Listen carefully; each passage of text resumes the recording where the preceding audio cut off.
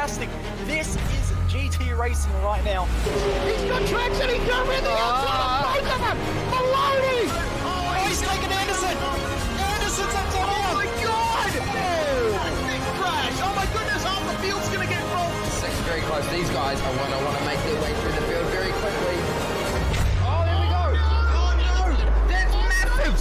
This is it! This is over! I can't believe this! Oh my god! God, what?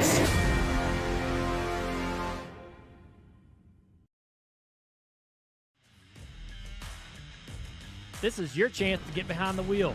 The opportunity to race just like the pros.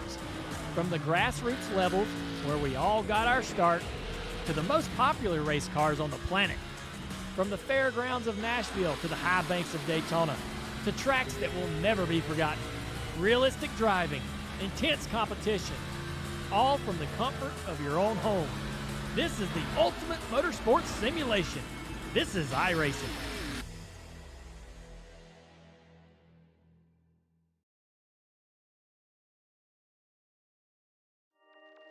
Welcome one, welcome all to SimSpeed TV. It's been such a long and hard-fought season in the V8 Drive Day Perth Southern Cross Esports Championship Winter Series. But we're here at the final 8th round of the season. We're once again at the Mount Panorama circuit where we had a dramatic conclusion to the Summer Series earlier in the year. Well, let's hope that there's a lot of the same kind of action, but hopefully not as troubling for the drivers in terms of damage.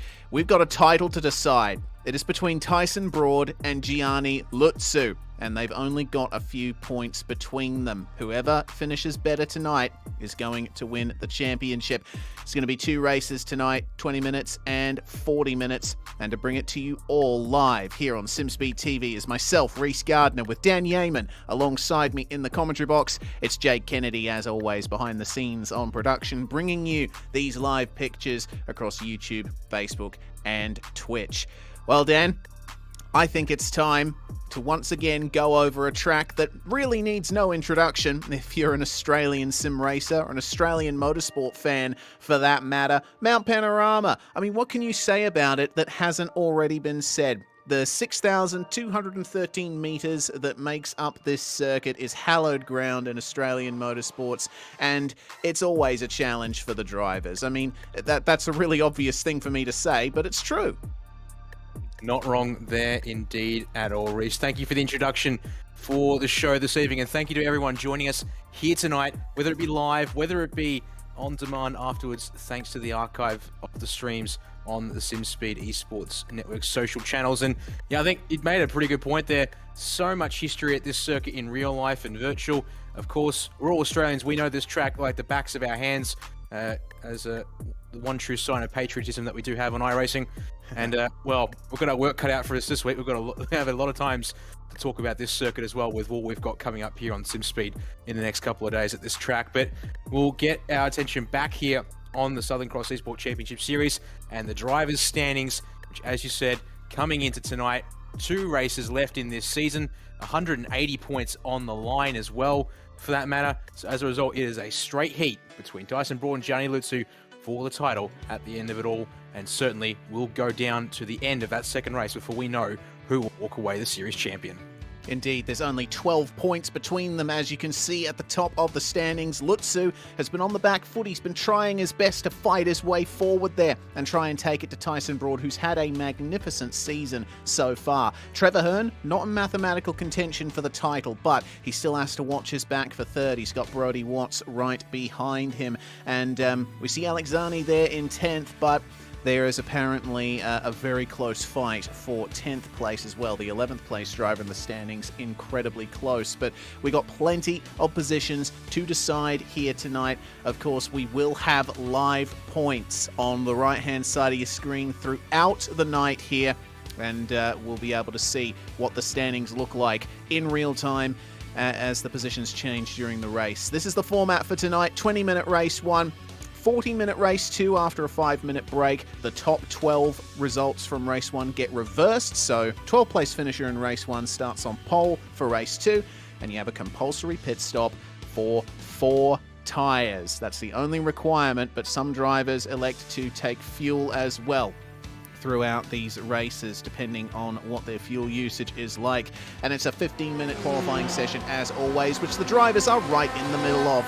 Here is Gianni Lutsu, car number 4, coming across McPhillamy Park here, and on an absolute flyer at the moment, coming down through the S's into the Dipper. His fastest lap time so far, 2:08.18. He's got provisional pole by just under 0.2 of a second over Justin McLean. A little bit of a lock up into Forest Elbow, though. That might cost him a little bit here as he makes his way down Conroy Straight. It is indeed. Now, hopefully all coming through loud and clear. I just did notice a message there. I've got a new microphone tonight, testing out a new headset. Hopefully it all sounds similar to what I've been using previous, and all functional on that front. But yeah, getting to qualifying as is. It's been a pretty busy session, 15 minutes open here tonight, and a hard cut-off as always here in Southern Cross Esports, due to the fact that we are running the heat system tonight to get our 2 races into the one server. So you've got to make sure you get that last lap started with enough time to get across the line before that checkered flag flies. On board with the championship leader, Tyson Broad. He's currently down in P11, but he's got 3 purple sectors to his name here on this one, Reese. Yeah, looking fast here is Tyson Broad, coming down Conrod Straight, and maximum speed will be reached on the way through the chase.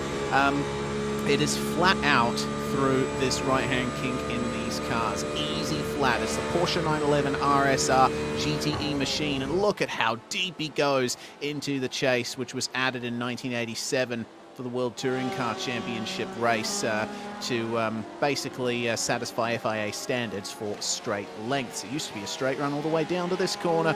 Murray's the final turn. Across the line he goes, and it's a 2:00.95, so he slots into second place for the time being. 0.14 off Gianni Lutsu as things stand. Still a few opportunities to get a lap time in. Ryan Howe, meanwhile, a relatively new entrant to the series, has only done a couple rounds so far, and we'll see how he does here on the way down into the chase himself. No anti-lock brakes in these Porsche 911 RSRs. They do have traction control at their disposal, though. Sometimes, though, that can work to your detriment. Don't want to dip a wheel onto the grass. Oh, hello, and you certainly don't want to do that. Ryan Howe taking a way too much curve at Murray's corner, and that has ruined his lap right at the end. Got an off track coming out of the final corner. Mike Pepper, meanwhile, looks like he's hit the wall across the top of the mountain somewhere and put his rear wing out of alignment. That is not going to work out too well for him. Pepper, of course, with some very good results this season as well. He'll be hoping that he can get a better lap time on the board there. Kirby Watts, meanwhile, on the way through. 67 machine, and already carrying a bit of damage to the front end himself. That's one of the things that you have to be careful of at Mount Panorama, is the fact that there's basically every corner is a danger zone, and it's very rare to see any cars without any damage on them by the end of the race here. Yeah, that will be important to keep our eyes on. Very aero sensitive. These cars packing so much downforce on them as we watch. In fact, you actually, well, I'll tell you this here as you watch probably come down Conrod Straight here with no toe. Kyle is barely hitting 265 kilometers an hour into the chase for a car that can easily do 300 plus in the right downforce configuration. We're very much restricted here in this series. Our fixed high downforce setup all season long here at Southern Cross Esports. What that does mean, though, is that the slipstream down Conrod Straight will be incredibly powerful, just like it was at Daytona midway through the season. Indeed, with Kyle Ridley now setting a 2:02.1, he goes to 9th place, and 17 drivers have set times so far. Last running is Nathaniel Coburn with a 2:06.646. We've still got plenty of drivers looking to try and get a time in here at the start. Here's Rob Crisdale, meanwhile. He's currently 6th at the moment with that 2:01.5. Dean Hunt, meanwhile, putting a time on the board, going to 16th, which becomes 17th as Ben Breyer goes to 12th, and Sam Darua goes to 13th. So that's 2 places. Now 3 lost for Dean Hunt as Mike Pepper gets his first time on the board. Make it 4. Ryan Howe goes to 11th. How will Crisdale do? Unfortunately, that's not an improvement on his current best time. 2/10 off the 2:015 that he set earlier in the session. Oh dear, we're already seeing quite a few drivers making some errors here. I think that might have been Ray Oliver spun at Forest Elbow in the background there just for a couple of moments. How can Ross Stalin do meanwhile? At Ross. Oh, this one. Ross, if I can find you. Got a purple sector apparently across the top of the mountain in the third part of the lap. And setting personal best elsewhere so far on this one. We'll be hoping to improve. He's currently sitting down in E27 if we exclude the manual safety car in the session. Comes across the line, puts a 202.140 on the board and jumps himself up inside the top 10, P9 to be precise. Excellent job there from Ross Stalin. A good opening stanza there, but he's only got a couple more opportunities with the time left to set a lap. What about Trevor Hearn? Third place in the championship. He's on an outlap at the moment. He's setting up here for another run. David Hughes, meanwhile, just entering Conrod Straight. It looks like he's on a hot lap himself. Number 75 coming across the crest, and he might be able to pick up a little bit of slipstream from the cars up ahead, but he's definitely giving a good slipstream to the car behind him, that being Sam Dalrua, who's currently 15th. Hughes comes into the chase then, and out of the corner he comes. And it's a nice clean exit indeed. We'll see what he can do here right at the end of the lap. Through Murray's, a much more difficult corner than it seems from the air, and across the line he comes. A 2:03.1 puts himself up to 20th place there out of 25 drivers that have set a time. There's an improvement from Mike Pepper, meanwhile, who just walked to 12th place. 2:02.28 is his current fastest. Yes, that is true indeed. Just see who else is looking good at the moment. While we keep an eye on Kirby Watts. Before checking on Brody Watts once Kirby's finished up here, because I've got one purple sector on my end for Brody at the start of their current lap in the number 2 machine, and also a personal best in the first, well, across the top of the mountain. So as we watch the 67 exit the chase here, now just Murray's corner to negotiate. And, well, talking about some of the tough corners of the track, this doesn't look tough, but deceptively difficult in the sense that it's very important to get that corner right across the line. Goes to 67 and invalidates the lap. And I wouldn't be surprised if it was right there at the final turn that did it in. Yeah, oh, that's such a shame. That grass on the outside can really catch you out. Of course, if you're new to iRacing, if you're wondering how the system works, if you put a wheel outside track limits, so if you put a wheel in the grass or thereabouts, you will get an off-track incident point. It is a single incident point for going off track. It's 2 incident points for spinning.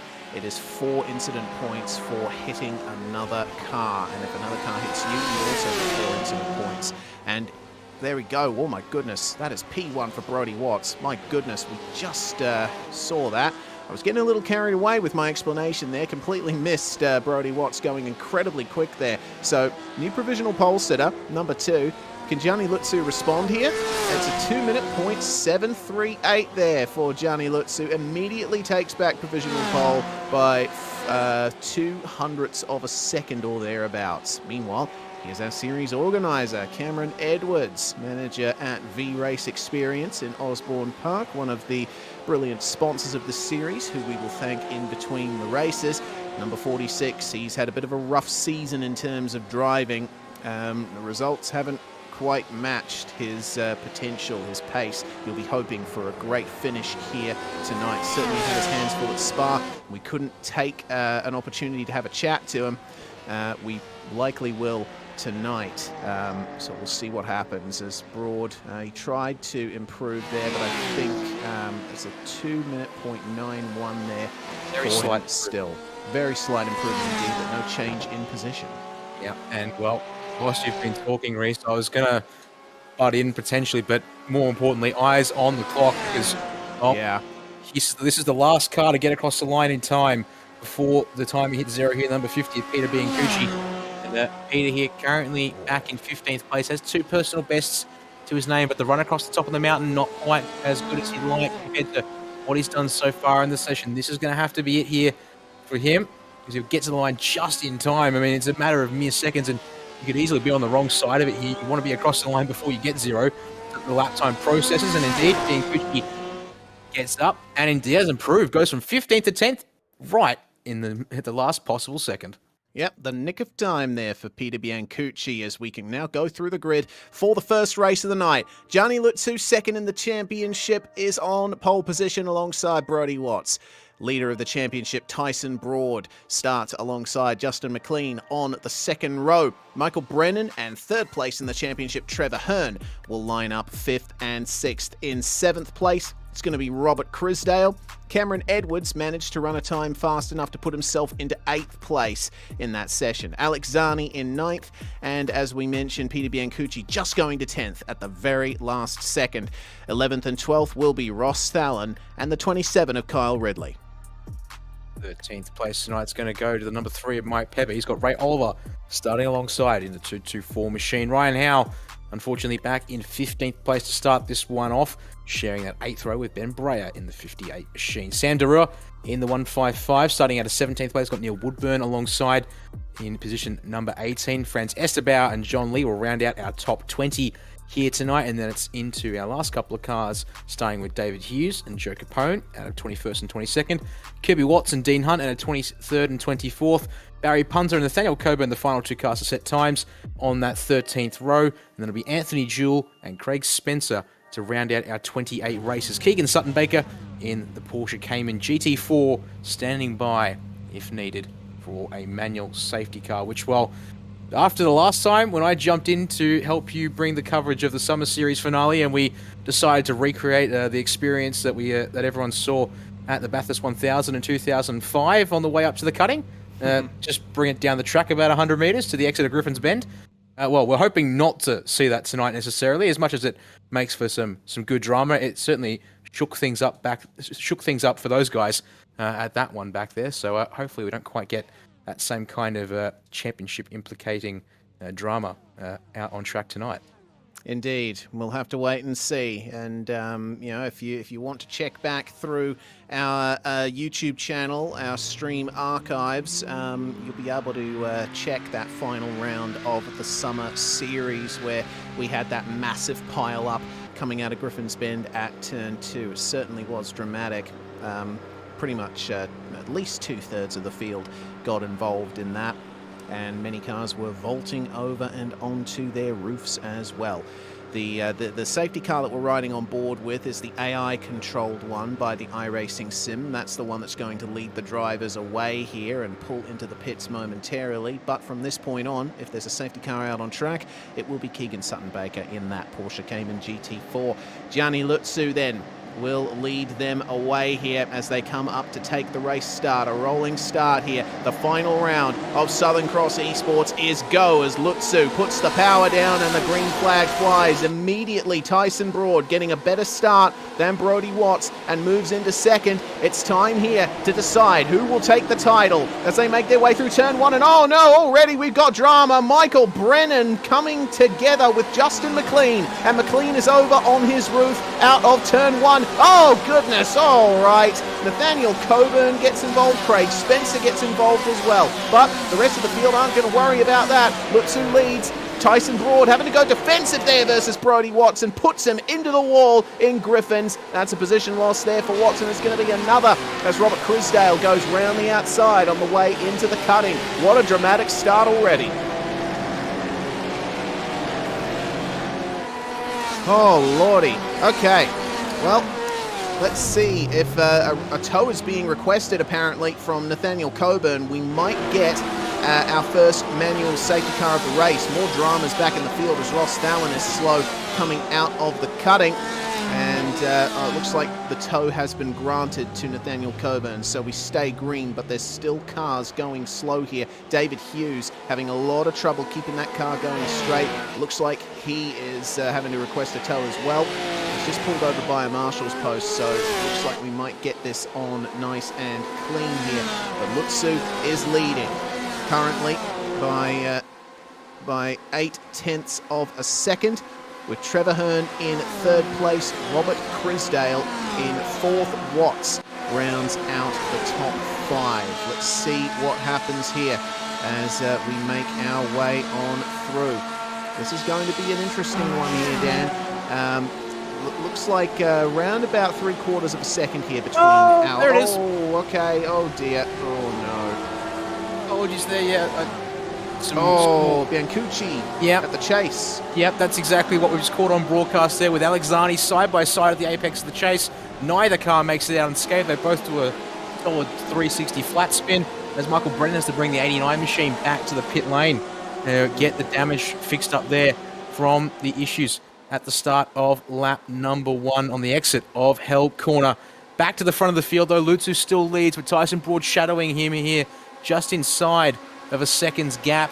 Trevor Hearn now up into 3rd place after Brody Watts trying to go around the outside at Griffins. As was definitely a risky move there, Reese, and as a result did not work out for Watts in that case. We're going to jump to the replay from Virtual Racing School to have a look here at Biancucci and Zani, and yeah, just coming together on at the initial part of the exit, and then both cars having to park it up and sort things out. Back further down Conrad, you'll see here it was Zani to the outside through that, well, the inside of the flick on the way in, side by side therefore in the chase, and neither car, as I say, Zani turns down, Biancucci gets the curb a tiny bit, both cars somewhat meet in the middle from that angle at least. Yeah, look to me. Oh, hello. No, that's the 111 of Joe Capone who's Oh. gone for a spin through Silman Park, I believe. So a bit of damage there for him. Doesn't look like there were any other cars involved. That's the thing about Biancucci versus Zani. I think Zani, turned into the corner, but Biancucci still on the inside. So I think Biancucci did what he could there. He couldn't go any further to the left without going off track. Either way, here's the fight for the lead of the race and the lead of the championship. Lutzu versus Broad. Of course, Broad in P1 in the standings, Lutzu in P2. But Broad is looking quick. He has gained 3/10 on Lutzu over the last lap, obviously making good use of the slipstream there. And look at how much they're breaking away now from the rest of the field. Trevor Hearn, 3rd in the championship, 3rd on track, but he's got Rob Christow and Brody Watts behind him. We check a bit further back, though, to a nice little gaggle of cars coming down into Murray's Corner. Ben Breyer leading this pack, Kyle Ridley and Neil Woodburn there with him. And we heard some drivers wishing Neil Woodburn a happy birthday before the qualifying session got underway, so happy birthday to Neil. Unfortunately, Ridley! Okay, Ridley, goodness gracious. Big half spin there coming out of turn 1, and looks like that's going to be a position gain for Neil Woodburn, and having a bit of a tough race at the moment, though he has made his way up quite a bit. Almost 3 wide there is John Lee now. He's going to try up the inside into Griffins. The inside is where you want to be through this corner because there's a big crown in the road, and it looks like Lee made good use of that. That's going to allow for a little bit more battling between Ridley and Woodburn. Woodburn defensive there into the cutting. Very hard to pass here, and now Panorama.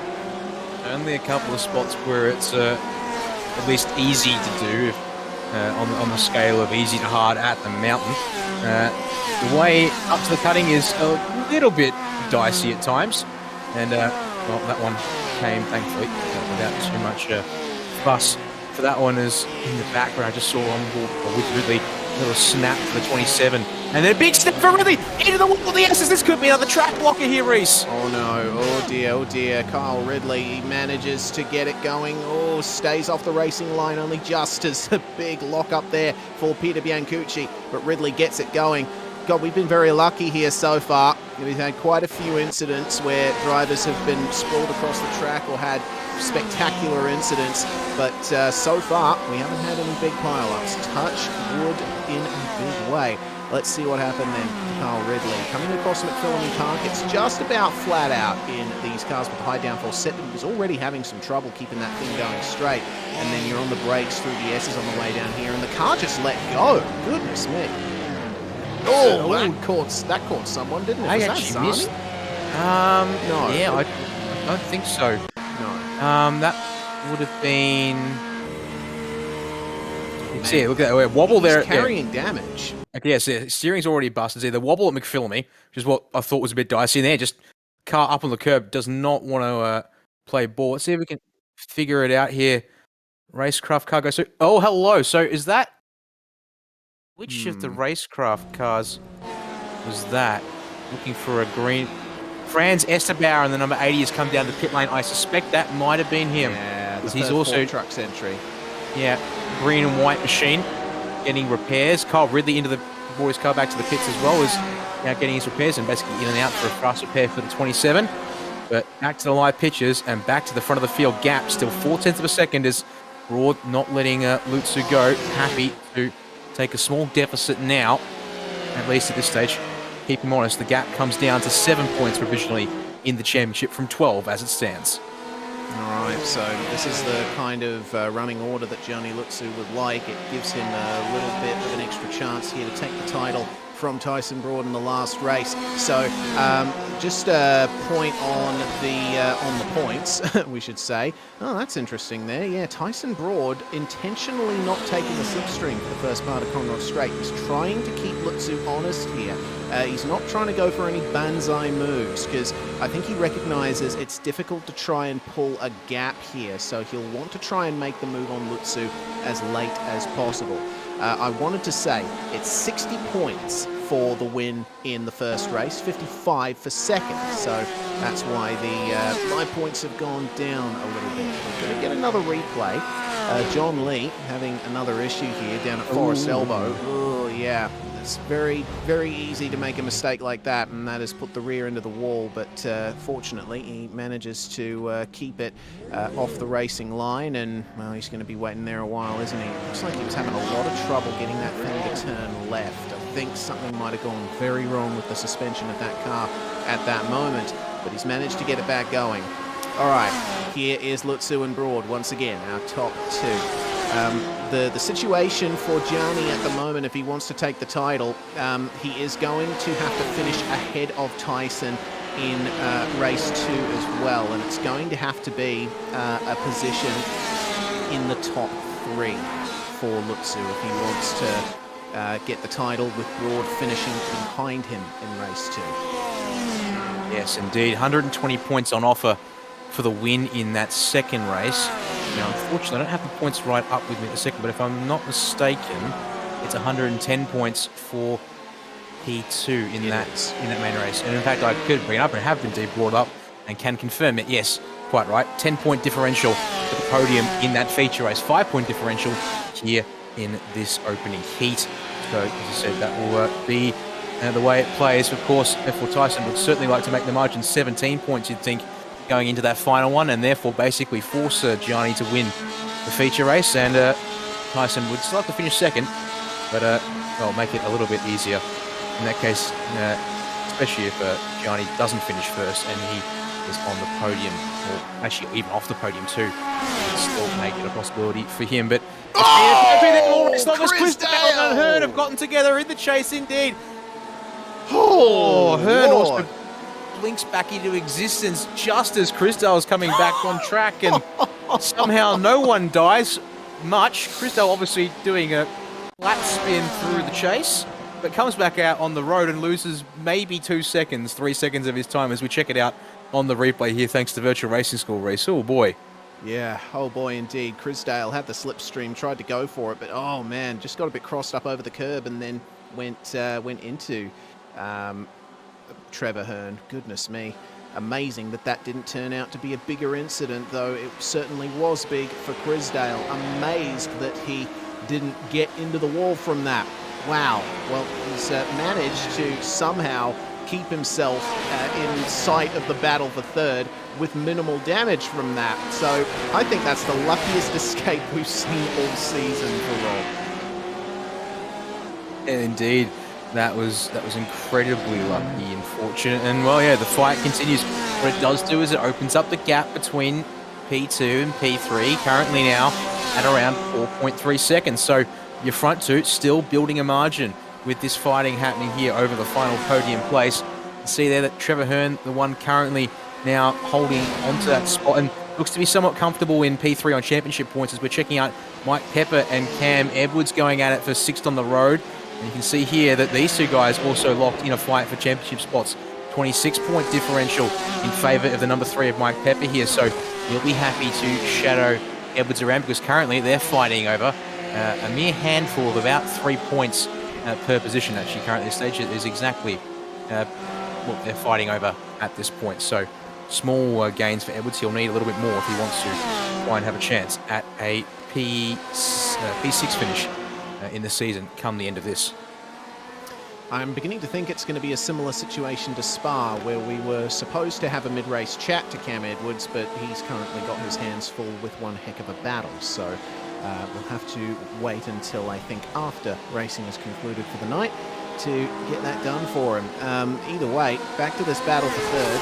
Hearn versus Watts versus Crisdale, and they are all on the line across the start-finish stretch. And oh dear, hello, it looks like a move has been made by Mike Pepper on Cam Edwards, forced to go defensive into turn one, hell corner, but Edwards is going to get the over-under potentially, and we'll get a quick replay of how that went down. Cam coming through the chase. Looks like this was a pretty big dive at Murray's here for Pepper, and you know, they're still battling on the live pictures. But yeah, that was a pretty textbook move there. A nice dive from Mike Pepper, and it looks like he's managed to keep it from Edwards there.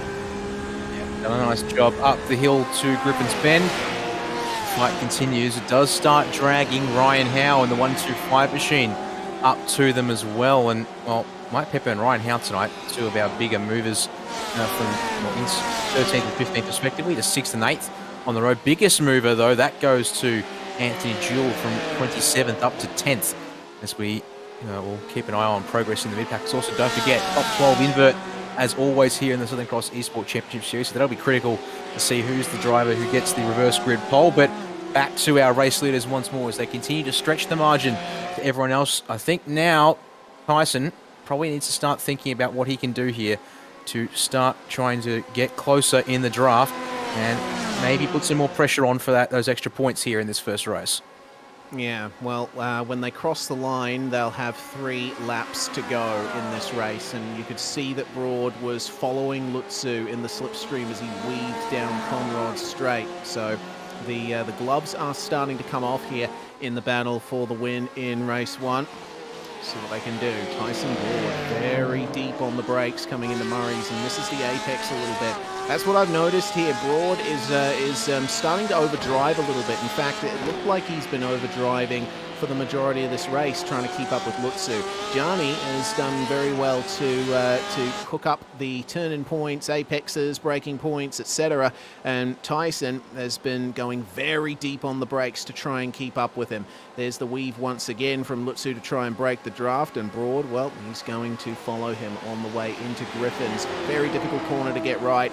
You can brake incredibly late into there. You've got to be careful of the wall on the outside. This track is a public road for most of the year, and thus it has plenty of walls around here to try and keep the drivers within the racing surface as they go up and over Mount Panorama. Ryan Howe, meanwhile, started 15th, now into the top 10 and looking at 7th. He's currently now caught up to the battle between Cameron Edwards and Mike Pepper. Pepper is starting to pull away here as Howe rounds up Webb Edwards into the top section of the circuit.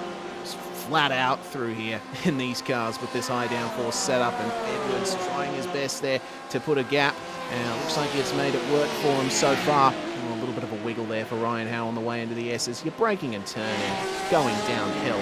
It's one of the most difficult corners, or sequences of corners, to get right in all of motorsport. It is, yeah. Speaking of difficulty, there's a lock-up for Mike Pepper through Forrest Elway, but he's far enough clear of that number 3 machine that I would suggest he's not going to be feeling any pressure for the time being. Speaking of pressure, how about that proper defense from Lutzu into the chase on Broad as they come back out the other side. Still, despite the defense, as you said there, Reese, Broad not able to get the drive off that he needs to really pressure continue, after the corner, as Ryan Howe already alongside, nose ahead under brakes into the chase here on Cameron Edwards, and able to have that one. Looks pretty secure, although Edwards still on the bumper with a slightly straighter exit as we check back in with your top 2 as they exit Hell Corner and head up the hill once again. 2 to go for your leaders as they are now really starting to fight. Gap hasn't really come down as well, so certainly can get very, the defense is certainly on from Lutzu Now, a question of how aggressive does Tyson Broad want to be when it comes to going after those extra points. Like he wanted to get pretty racy there at the chase, but Lutsu's certainly willing to give everything that he's got in return. And that's what we like to see. Here's the battle for fourth. Meanwhile, Brody Watts and Rob Crisdale, they've fallen back a little bit from Trevor Hearn here. They were very close coming across the start-finish line on this lap, but something's happened between these two through the ensuing straight and couple of turns that we've negotiated. So it's currently between Watts and Crisdale for the fourth place on the road, and Hearn looks like he's had a nice, safe gap. Doesn't have to worry about them now, as we have currently 1.5 laps to go, and the wick is being turned up by Tyson Broad, the drop bear driver, trying to face off against Energy Motorsports' Gianni Lutsu. This is a fantastic fight. It's been going on from the moment the green flag dropped. But I tell you what, if Lutsu can hold off Broad, it's going to set us up for a grandstand finish to this season. But have a look at how strong the slipstream is. Can Lutsu defend this? Broad pulls out and tries to go for it here. Inside for this corner will become the outside for the chase proper. How late on the brakes will they be? They're level coming into the chase there, and Lutsu manages to keep the position. Broad, I think, recognizing that he couldn't quite hold it round the outside, but Crisdale reckons he can. Unfortunately, that's going to result in a trip through the grass. A little bit of lawn mowing there for the number 8. White flag flies here. It is the final lap of race 1, and it will result in a 10-lap race here. So, Hell Corner. Let's see who gets the better exit. For the time being, it looks like Lutsu.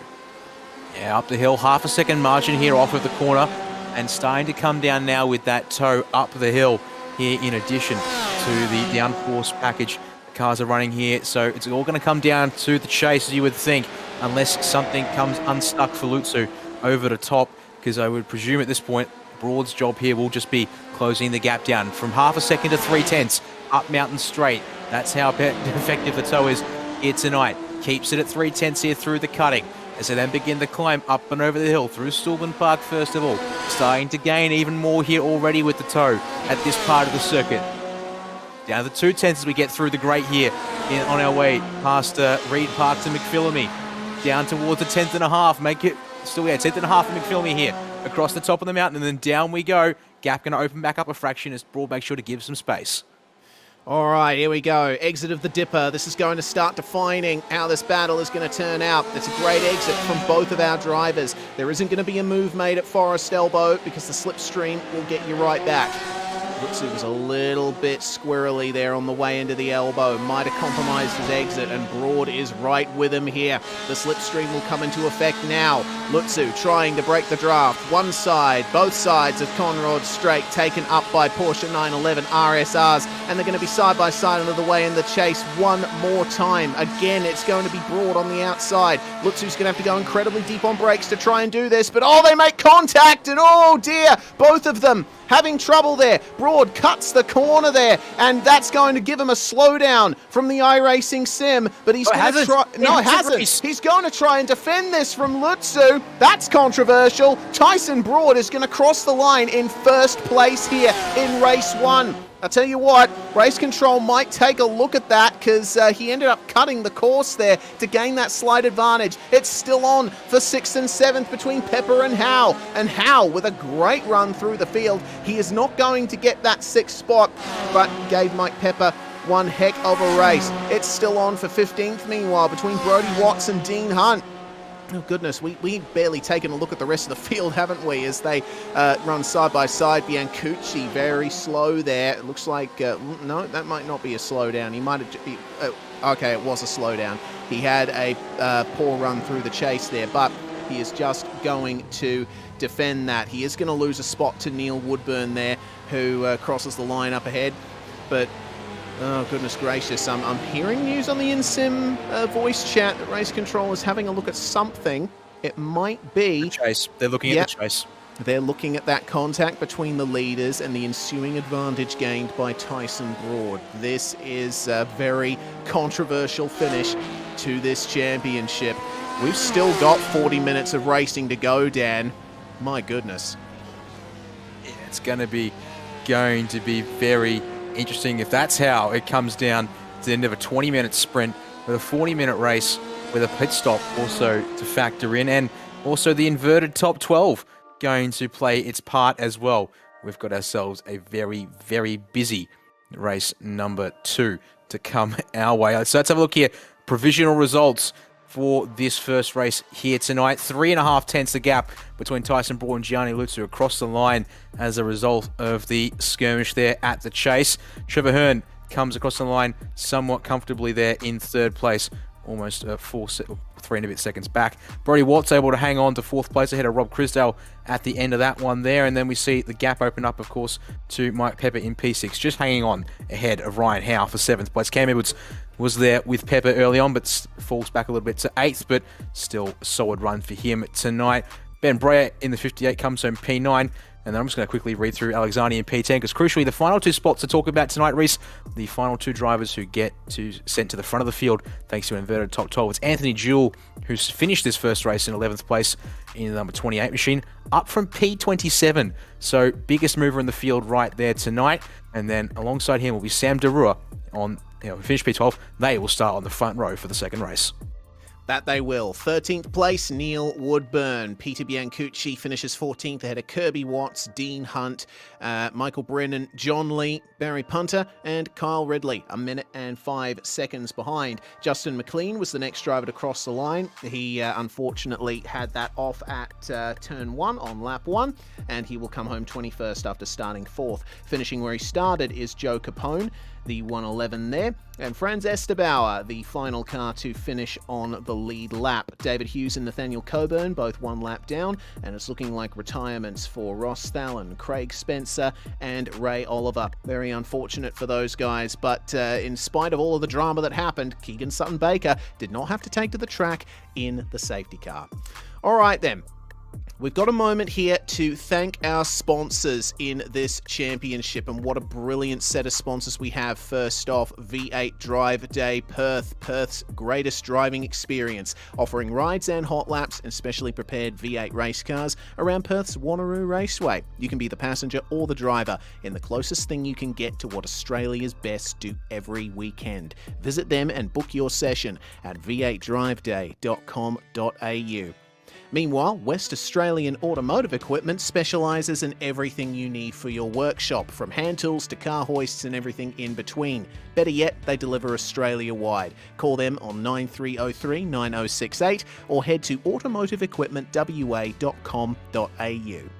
Over at Word of Mouth Signs, Pip Allen works to provide the best in signs and graphics, doing everything from vinyl wraps for cars, vans, premises, and much more, to laser engraving and graphic design. No job is too small. Head over to wordofmouthsigns.com.au or call on 0400 551 555.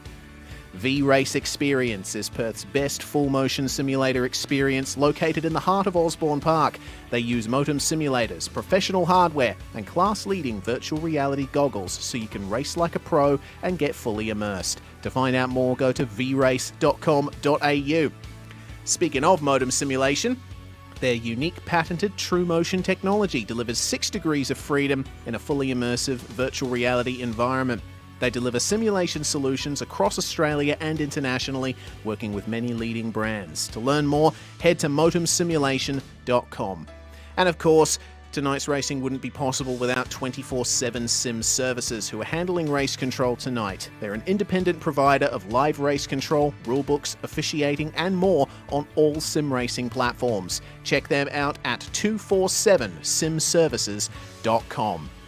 And of course, with this, we've just gotten some big news. We'll get to it in a second because we have to talk about the next season of Southern Cross Esports. The Summer Series has just been announced, everybody. It's going to kick off on the 26th of October at Fuji International Speedway. And what a calendar this is, Dan. We're going to the Indianapolis Road Course, the brand new Indianapolis Road Course, just updated on iRacing, and tracks like Interlagos, Phillip Island, Silverstone, and Watkins Glen. What a sequence of tracks here. Short season in terms of round count, but plenty of time between those rounds here once again for the 2022-2023 Summer Series from the team here at Southern Cross Esports. And Also supported once again there by V8 Drive Day Perth coming back on board as title partner once again. And yeah, that should be a great calendar to keep our eyes on. And I'm sure we'll most likely be back on commentary for this one. All things are going to plan in the box here, I would presume. And certainly second season or full season for me of covering this series here with the 911 RSRs should be pretty good. And I think that track selection indeed, a lot of flow there on those tracks will be fun to watch. So, well, while you were just talking about sponsors, I'll just fill in as what you're saying. Indeed, the incident between Gianni Lutsu and Tyson Broad, the end of race number 1, is being deferred to a post-race investigation. So that means that the title, unfortunately, might be in dispute unless the results here from this first race are pretty conclusive. At least that's what you'd think. But then again, we don't know, do we? So let's walk you through the grid for race number 2. Invert that top 12, as we said from the first race.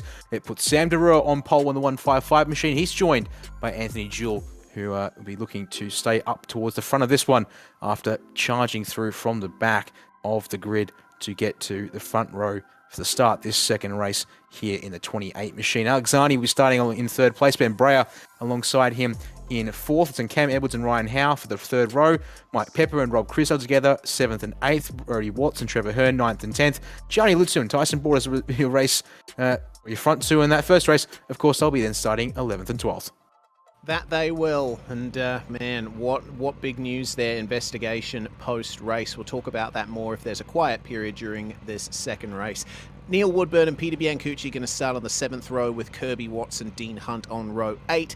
It's going to be 17th and 18th, Michael Brennan and John Lee. And then behind them, it's going to be Barry Punter and Kyle Ridley with Justin McLean and Joe Capone, 21st and 22nd. Franz Estabauer starts 23rd alongside David Hughes. And then we've got Nathaniel Coburn, Ross Thalen and Craig Spencer rounding out our field alongside Ray Oliver and Keegan Sutton-Baker, of course, on standby in the Porsche Cayman safety car.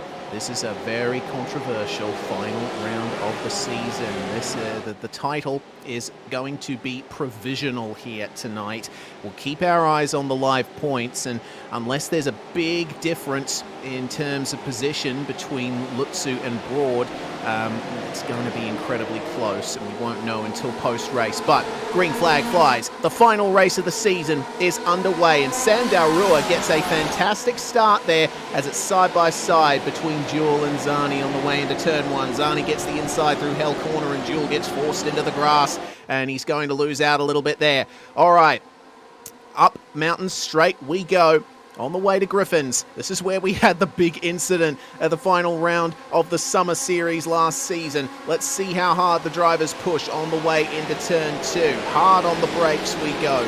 Contact! Oh, yep, there we go. There is contact, and that's caused a bit of a check-up through the field. Ben Breyer and Mike Pepper coming together. Looks to me like things are working out okay between them. Tyson Broad finds his way through on the inside of Ben Breyer. It's 3 wide through the cutting, and Breyer comes off third best out of that. But other than that, okay, I was about to say no more incidents, but goodness me, John Lee, Dean Hunt, Justin McLean, Kirby Watts, all at a standstill there on the way through Silman Park. We got a car in the wall, in fact, on the wall.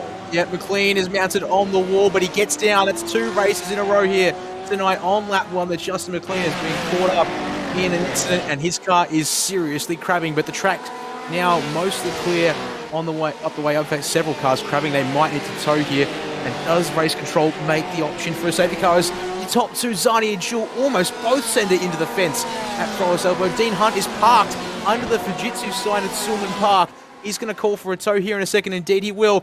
That's the 47. He's off the line, but and he's clear to tow. So race control going to give that one the benefit of the doubt there.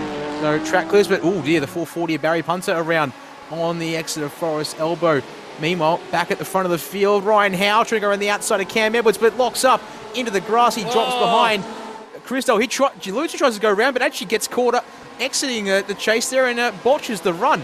So he's going to be on the inside for Murray's corner, but Tyson Broad, who dropped off in that first part of the lap, has a chance to get by, but no. Howe shuts the door. They go single file, and now Mike Pepper a chance to pressure Broad here down into turn 1 at the start of the second lap.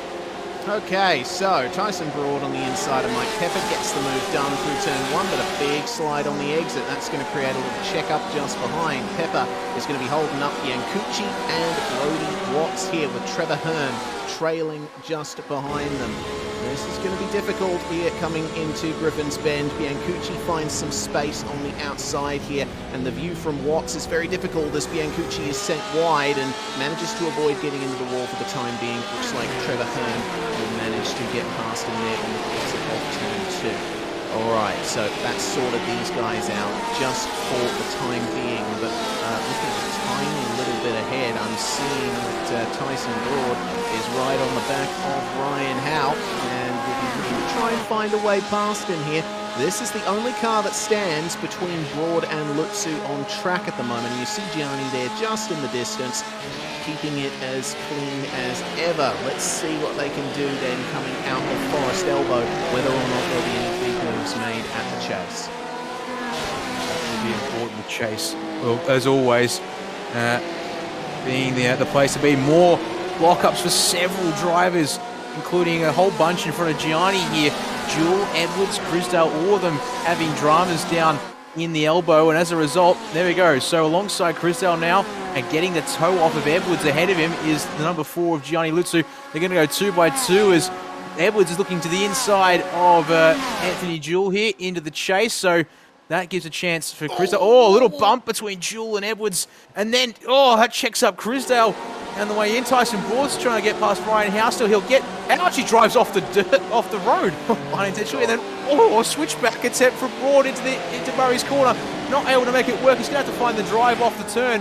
As a result, though, Gianni Lutzu is now 2 places ahead of Tyson Broad. And, well, this is tightening things up. And we still have a post-race investigation that needs to be solved. Yep, so provisionally there's only 2 points there between Broad and Lutzu at the top of the standings. You can see the live points on the right side of the screen.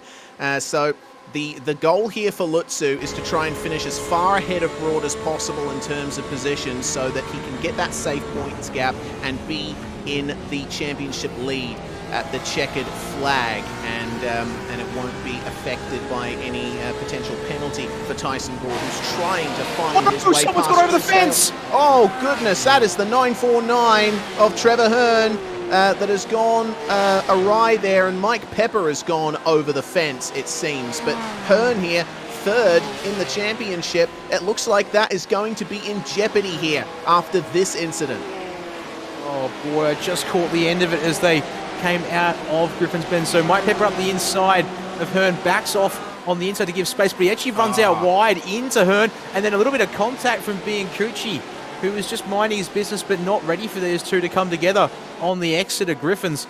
Puts him into the back of him, and as a result, around he goes. So, yeah, trouble there. Hearn damaged but still circulating. Pepper, though, ejected and back to the pit lane without any control from him. As look at that there, Gianni Lutzu, back live pictures on the headlights, wants his team, well, Racecraft Simulation stablemate Anthony Jewell out of the way, and watch the live points on the right side of your screen, folks.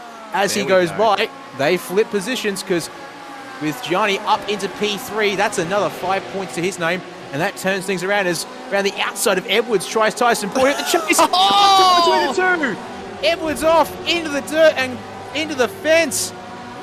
There we go, and Cameron Edwards already on the blower to race control, asking them to take a look at that. Oh, goodness gracious. Made contact down at Murray's as well, as we got to go to the replay. And, this is getting very, very controversial indeed. All things considered, it is on.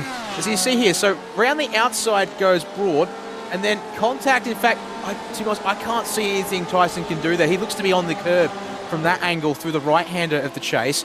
And then, as a result, slightly checked up on the run down to Murray's, and then Ryan Howe sent it down the inside here. That bumps Tyson wide, slightly off-road, but hangs it onto the curb just. That puts him in behind Brody Watts in the number 2, who's gotten up the inside of Ryan Howe whilst we were on replay as we come back to live pitches. But crucially, championship in the hands of Lutzu by 8 points now.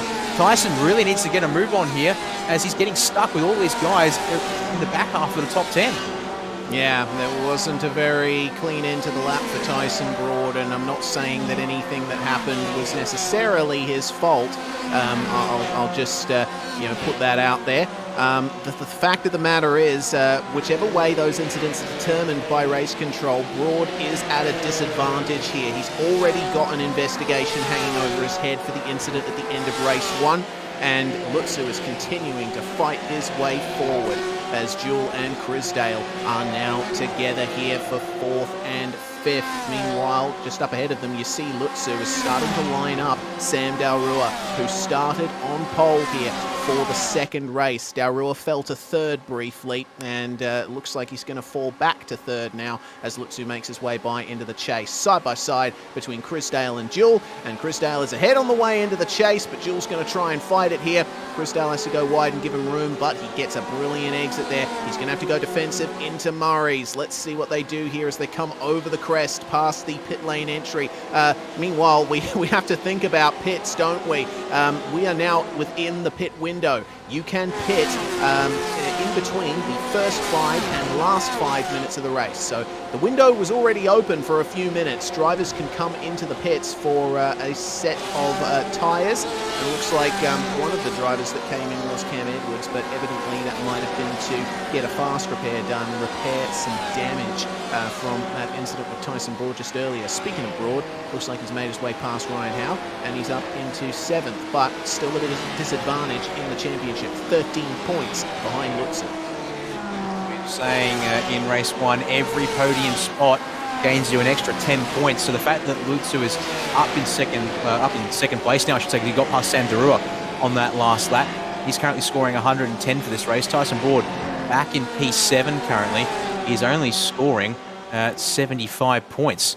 So yeah, needs to, 80 points, my apologies. So there's a 30-point difference between the two of them as they stand on the road. Brody Watts, meanwhile, just navigating Anthony Jewell over across to the top of the mountain ahead of Tyson. So the cars are coming back to him now as they start to spread out a bit. But I'm wondering here if Tyson needs to take the pit stop, because this is a compulsory service required in this series. It's a four tire change, and they may need some fuel as well. As we're going to see why Anthony Jewell's fallen back, and the answer is going wide, slapping the fence at Sullivan Park, and as a result, Brody Watts not waiting 1 second longer up the inside of the grate. He gets the job done there. As back to live pitch we go there for a second, and all action on there between Anthony Jewell. Yeah, Jewell is slow in a straight line, or slow over the top.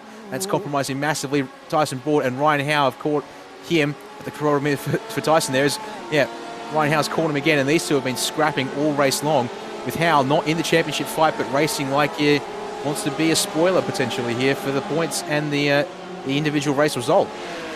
Either way, Tyson Broad's just made his way past both of them, and that is a tiny bit of clear air ahead of Broad. I think he can afford to just calm things down a little bit, focus on his points. Oh, no, he can't. Oh, dear. Made a mistake at Murray's. Yep, definitely better run down the front straight, but Broad, oh, there we go. Broad wasting no time there trying to put his foot down, literally and figuratively, but Anthony Jewell's going to get the run there, and I'm hearing that Ryan Howe is now on the blower for race control for that incident that we just caught. So let's see what Broad can do here. Past there. Yeah, oh, no, more contact. It looks like everyone wants to make contact with Tyson Broad in this race, or conversely, Broad wants to make contact with everyone. Who knows? I don't even know what's going on anymore, Dan. This race has just gone off. We've gotten like 2 hours worth of racing here in just 11 minutes. It's absolute pandemonium on circuit. So, okay, momentary setback for Jewell, because he looks paced now. This time across the top, looks a little bit better, but yeah, Broad wants back on through, and currently this is for P6 on the road. So it's worth 5 points to get this exchange done. Here is, as you see here, Biancucci wants a piece of it potentially. Thinking about that was getting a bit dicey there up the top of the mountain, but single file as they come down through the dipper here towards the elbow, but again, Broad is all over the rear bumper of Jewell, and he wants on through because the next car up the road is Brody Watts, and Brody is now enjoying a 4-second margin to these guys in behind. And the way they're scrapping is to the inside. Broad looks early there through the kink down Conrad. He's not going to wait around for the slipstream this time, and opting just for a bit of side drive as they squeeze each other down the straight. Obviously, don't forget, Anthony Jewell is in the same colours as Gianni Luzzi here, all repping Racecraft Simulations in the series. You'd hope that these guys are all racing individually on their merits, but, I mean, yeah, who knows? Maybe a bit of a team action could be in play here, but nevertheless, able to take the place there down Conrad and able to clear him. And now Ryan Howe wants on by here down to Murray's. Maybe? No, they'll stay single file there into the final turn. It's 6 laps complete for this group of cars here. No one coming into the pits from your top 17 now. Current provisional leader of the pitters is Cameron Edwards in the 46. Okay, so single file through turn 1, and thank whatever God may be out there for that, because man, oh dear, this is incredible what we're seeing here. As Chris Dale now is trying to round up Daurua for 3rd place here. Another look at this on the way up the hill. So difficult to try and get a good run out of Griffins. It's so important to do though, because it's uphill, and any disadvantage you have there will carry all the way through to the cutting. Here we go, Nathaniel Coburn coming in for a pit stop here, and we'll see how long this takes for him. Edwards, of course, pitting the leader of the cars that have pitted. Took that opportunity after the contact with Tyson Broad to get his service done, so he should move ahead of Coburn. No, I don't think so. He's over a minute behind, so I think Coburn might still come out here in 17th place. Meanwhile, battle for 6 still ongoing. Anthony Jewell, with the strength of the slipstream, is able to stay in touch with Tyson Broad, but sliding through the cutting. That's through the dipper, sorry. It's going to give an advantage to Ryan Howell that he won't be able to take advantage of. Lock up again for Jewell. The amount of lock-ups I've seen into that corner, I have completely lost count. And Howell now right on the bumper of Jewell. And we'll see what he can do coming into the chase. Picks up a little bit of slipstream, a little bit of side draft as well. They give each other at least a good amount of space so they don't make contact in a straight line like we've seen quite a few times over the last few laps. And into the chase they come. Jewell's going to try and fight back here up the inside, goes deep, locks up, but Ryan Howe is able to fend him off and put his foot down on the exit of the corner, side by side between Breyer and Woodburn. Meanwhile, that's the battle for the last position in the top 10, and evidently something's happened there, because we're going to get a look at the replay. Look at it indeed. So Crisdale up the inside under brakes on Daurua, almost clear at the apex, and indeed, actually that looks like quite the textbook move indeed there between those two drivers for that was 3rd place on the road. Brody Watts now lining up chances. Meanwhile, back to live pitches. Gianni Lutsu trying to get to the race lead here, but Alex Zani not going to make it easy. Forces Lutsu to the outside. They've got a slow car. Nathaniel Coburn, I think, there in the 727, yes, gets lapped just now. So these two now starting to scrap here.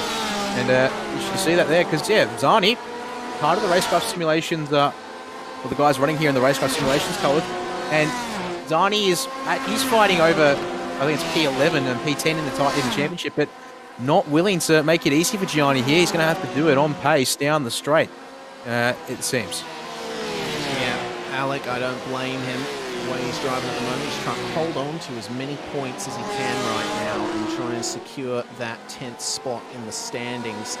But Gianni is looking as quick as ever, and it looks like Tyson Broad has hit a figurative brick wall, not been able to make any impression on the last couple of positions in the top 5, which we have a look at now.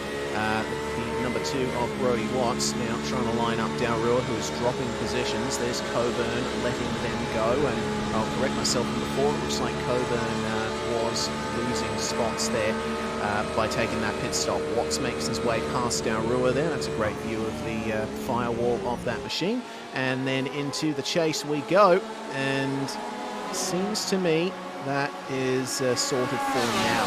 Biancucci, meanwhile, having to fend off against Jewell, and will do a bit of lawn mowing himself.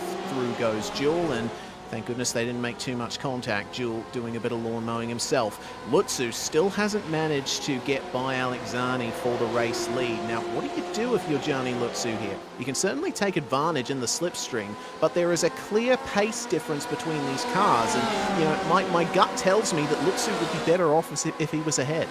They lost 2 seconds fighting on this lap to everyone behind.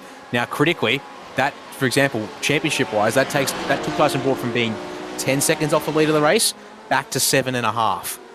to Brody Watts, who's currently hunting these guys down from 5 seconds off the lead to just on 3, and they're still scrapping.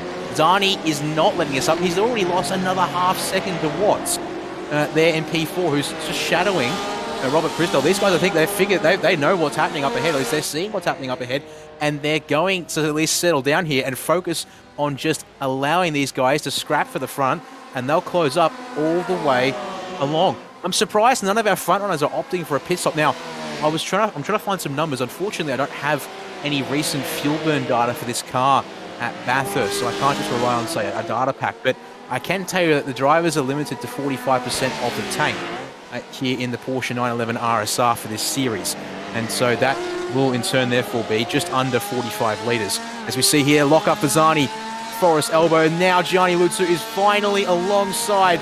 This should be a done deal with the side draft into the chase and the inside as well for good measure, but Zani's going to keep his foot in it, I think it would seem here, as we head down towards the chase on board with the driver of the number 69. You see he's actually going to pull back alongside here, Reese, and slightly ahead on the way in, but surely Lutsu later on the brakes here going to be able to take this one, and Zani unable to keep fighting. He cedes the race lead finally after 3 laps of persistent fighting and dragging everyone behind back into the equation is Robert Crisdale, the first of our lead drivers to peel off.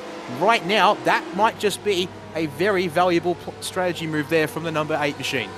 Definitely could. We'll have to wait and see. Track temperature is 33 degrees Celsius and rising, so we're not quite at the point where the undercut on fresh tyres would be incredibly powerful, but it could still be worth something. We'll see what that does for Robert Crisdale, as looks like Peter Biancucci and Ray Oliver have followed him into the pits. We'll see how long that stop is for Robert Crisdale, and that'll give us an idea for how long it might take for everyone else running in the top 5. Plenty of side-by-side running there. That was Howe making his way past Coburn, lapping him, and Tyson Broad is now starting to round up Mike Pepper here, who's down in 21st place after getting sent over the fence. He's back out on track, crucially, is Mike, and this should work out well for him if he can bring it home and get some points. But no, just as I say that, goes into the wall and does a brilliant flip.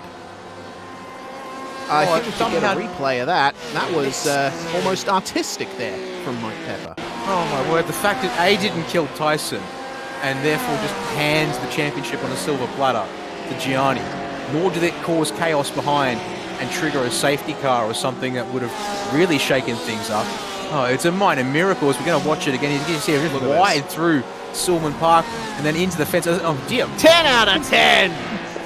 10 out of 10! Lands it back on the wheels. Stuck the landing. Well, you don't see those every day at the mountain, but, well, there we go. 1 fence, 2 fence.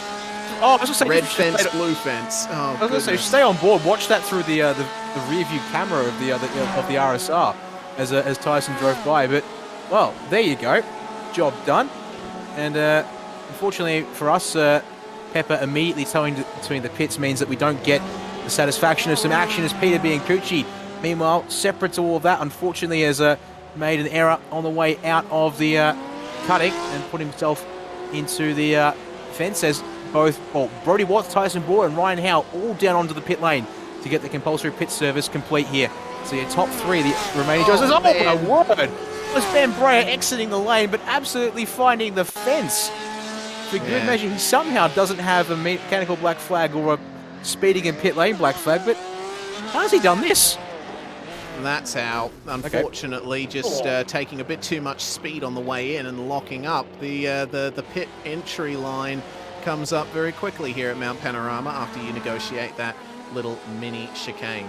Well, we've got now 5 cars in the pits, make that 4 as Ryan Howe's pit stop is complete. He re-enters the track in 7th place. Looks like Tyson Broad is... Ryan Howe's has not taken 4 tyres. He's not in there long enough to take 4 tyres, I should say.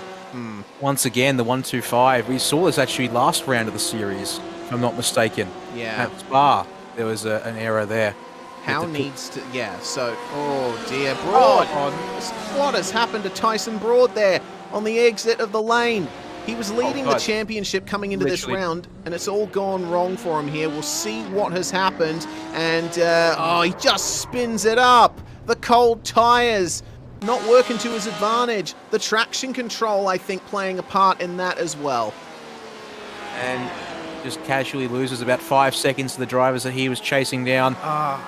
Now, of course, the point system live on your screen, a little bit out of whack, of course, because those drivers that have come into the pit lane obviously are several spots down, thanks to a couple of drivers who haven't pitted yet, or in the case of Ryan Howe, has pitted, but now yet to complete the mandatory service requirements. Will need to come down the pits again to clear that before we get to 5 minutes remaining and the window closes for him to do so. But, oh yeah, came into this race with a 12-point lead, extended it on the road in race number 1, but has not had the ability to get through the front 12 in race 2, and now caused himself more heartache on pit exit.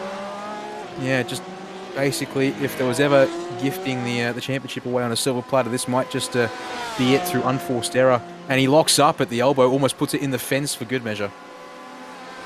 Well, it's going to be an uphill battle, figuratively and literally, if you think about the nature of this track, for Tyson Broad, who's now down in 11th place, but we still have quite a few drivers yet to come into the pits. Watts versus Crisdale here. Both drivers have pitted, and Crisdale is looking to make up his position. Remember, Crisdale was the first of our lead drivers to come into the lane. He's already been out there for 2 laps as he crosses the line. Watts pitting a lap later. Looks like Estabauer in the lane, and Joe Capone went through the pits but did not stop. I think that might be potentially incident point drive-through penalty for him. I'm not too sure. Good question. Yeah, we just saw some smoke on the pit lane, but no. Justin McLean just blown his engine. Oh. And the number 6 actually is currently an unoccupied vehicle. Yeah. And and McLean's been in the pits for 15 minutes, but forgot to turn the motor off when he stepped out of the car. So unfortunately for number 6, he now has a very lengthy engine repair awaiting him since he's already in the pit box. I don't believe he'd be able to trigger a fast repair if he ever wanted to come back out on track at this point. That's a shame for Justin McLean. He was he had great potential here, didn't he? Did Justin qualified 4th in race 1, and the night just went race leader in the pits. awry. Yes, indeed. Gianni Lutsu coming into the pits, and Alex Zani and Sam Daurua will follow him in. And we see that's Michael Brennan, I believe, yeah, and then 89, 4th place, making his way in. Brennan did not have a very good race 1. He qualified 5th, but finished 17th after being involved in a couple of incidents along the way. But it's been a pretty good race 2 for him so far. So here's Ryan Howe, leader of the cars that have pitted. We'll see what this does for him, whether or not he'll be able to get an undercut on the drivers ahead. We'll see what they can do to get come that and take 4 tires. Yeah. Oh, yeah, of course. Yeah, I keep forgetting that. I'm so sorry. It's been a long day. Ryan Howe, of course, will go through to the race lead, but he has not satisfied the mandatory requirement to take 4 tires. So this is how it's actually going to work out. Gianni Lutsu comes back out and keeps the effective race lead. But Brody Watts, with a really good exit out of turn 1, will be right on him, and he's dragging Crisdale with him. Yep, up the hill they go, gap around 1 second, and this will be important. Oh, indeed. hello. Is that Carl- Daurua? No. Yes, Darua's gone off in the background. Oh, wow, all right. So he's had a Tyson Broad moment on pit exit there. Yep, exactly. Carbon copy, except that unlike Tyson Broad, it's actually almost straightened up on the way out once he's almost gotten it, but unfortunately slides out to the outside wall. Go check it out here on the replay thanks to Virtual Racing School. So straight off the limiter, comes out of the corner and late slide, and it actually catches like a little bump in the track on the exit there as he thinks he's got control of it, and across the road he goes. Well, fortunately, no one else was involved in that, but we'll get an on-board view here from the 27 of Kyle Ridley, because this happened right in front of him, I believe. Into turn 1, blind on the way in, sees what happens, and, oh, yeah, There's Darua already in the wall and had to take a little bit of avoiding action there, did Mr. Ridley. Either way, now we will calm ourselves back down a little as the race enters its final 13 minutes. And it is Gianni Lutsu in the effective race lead now, 1 and a bit seconds ahead of Brodie Watson, Robert Crisdale. The live points over on the left will show you that even after the inevitable penalty comes in for Ryan Howe, Gianni Lutsu has got the championship in one hand at the moment. Broad is still in 6th place on the road, which will become effective 5th once Howe's penalty is applied. Gianni, the only way Tyson Broad hangs on to this on the road is he's got to get through. In 12 and a half minutes, he's got to pass Zani, Crisdale, and Watts. And he's also got to overcome a 12-second deficit somehow in the process of doing so to make that a possibility. So that is how the championship is advanced at this point. That or somehow a monumental error from Lutsu, despite the fact that he's currently running around in somewhat clean air and has been able to break away from Watts and Crisdale as Anthony Jewell gets to the end of pit lane but then tows it within the pits. So number 28, it brings it down to the lane. Basically stops at the pit limiter line, not even quite there, and makes the hop to his pit box up the other end of the lane. Interesting. Yeah, I wonder what the reason for that is. It will be a mystery for the time being. Well, excuse me, Robert Crisdale and Brodie Watts together now. The third on the road, and this is the effective battle for second as Lutsu is not too far ahead of them. Lutsu's tyres, I think, will very quickly come up to temperature, considering the tyre model deployed on this car. And we'll see if he can try and gain any kind of a gap on these guys. So, gap on the road at the moment, Howe is 7.6 seconds ahead of Lutsu. Remember though, that will definitely not be the case once the checkered flag flies. I'm amazed that Howe has made that error. You know, I mean, it's very clear in the rules. You have to take 4 tyres at a pit stop, but this battle is continuing to go on here between Watts and Crisdale. Good defence there from Brodie, and Rob is going to try and find his way past some other place around the 6.2 Ks that make up this circuit.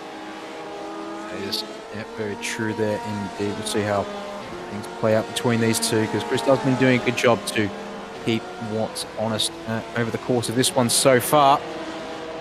They come through Hill Corner once more. Gianni Lutsu up ahead, gap increasing. That effective race lead's now up to 2.7 seconds. So checking another fight here on the road. Cam Edwards trying to hold off from Neil Woodburn. Pardon me, these two guys have been going back and forth for a couple of moments previously. Edwards is going to be the one who comes out in front across the line there to start his 15th lap of the race.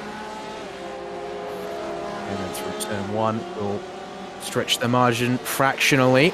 Now, as a result of what seems to be a fairly set championship up the front, we turn our attention to the other championship fights that are happening on the road. And see Trevor Hearn, despite being behind Brodie Watts by several spots, will have P3 racked up. The other one that's critical is indeed involving Cam Edwards. You can see he's 4 points behind number 3 Mike Pepper, who's currently retired and sitting down in 24th place. Now, it is possible. Is it possible that the live timing is giving points for Pepper's car despite it being in the pit lane and effectively retired? Maybe. That I was also just trying to remember if the series here runs a minimum race requirement to score points. That might also be important in terms of the requirements there. Well, I have the rulebook open in front of me. I'm going to have a look through that right now. Indeed, I whipped it up as well too. And We're both on it tonight, Dan. As is Rob Crisdale. And he's just made his way past Brodie Watts there and up into 3rd place on road, effective 2nd. There we go, back and forth between those two. They'll keep scrapping, it seems, as we're checking out here. Kyle Ridley, Trevor Hearn fighting over 8th. Is Hearn not going to apply the pressure this time down into the chase here. Will stay on the rear bumper of the 27 though, as they come out of the turns.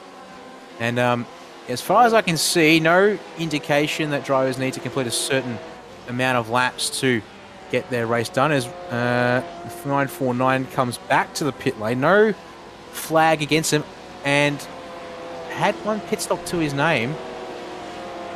Did he oh no, he came in too early. Yeah, I think. Yeah, this is him taking his mandatory service here because, yeah, he initially came into the pits too early, unfortunately.